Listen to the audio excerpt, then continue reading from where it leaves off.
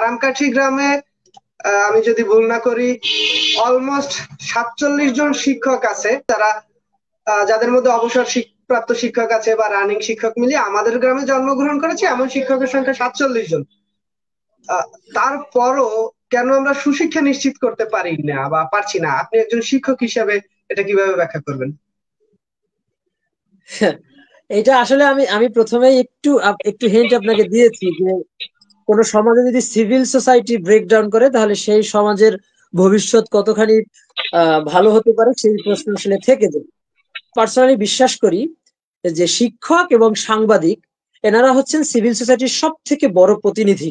তো এই যে বারবার গত 15 বছরের একটা কথা আসে, এটা যদিও একটা রাজনৈতিক বিষয় হয়ে যায়, কিন্তু আমরা এর সাথে আসলে আমরা কেউ বাইরে নই।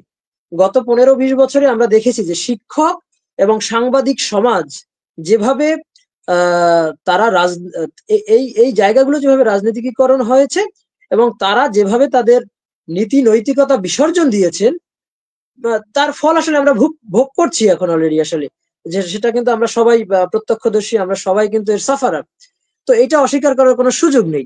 আমি আসলে যেহেতু শিক্ষকতার বিষয়টা আসছে, আমি এর আগেই বলেছি যে আমাদের স্বচ্ছতার কথা, আমাদের সততার কথা।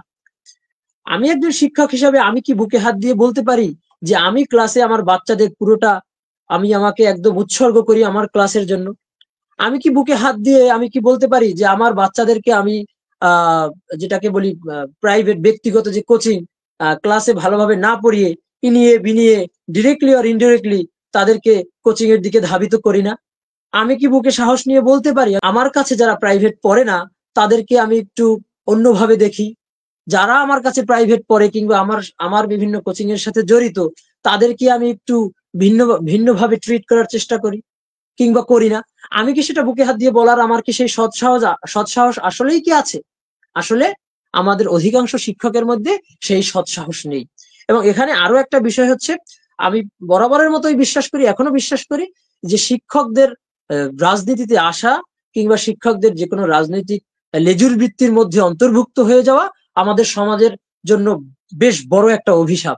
কারণ আপনি যখন আমি একজন শিক্ষক হিসেবে দাঁড়াবো এবং একই সাথে আমি একটা রাজনৈতিক দলকে প্রতিনিধিত্ব করব, তখন আসলে আমার পক্ষে নিরপেক্ষতা বজায় রেখে সচেতন একজন নাগরিক হিসাবে বাচ্চাদেরকে সঠিক শিক্ষা দেয়া আমাদের জন্য প্রচন্ড রকম দুষ্কর একটা বিষয় আসলে।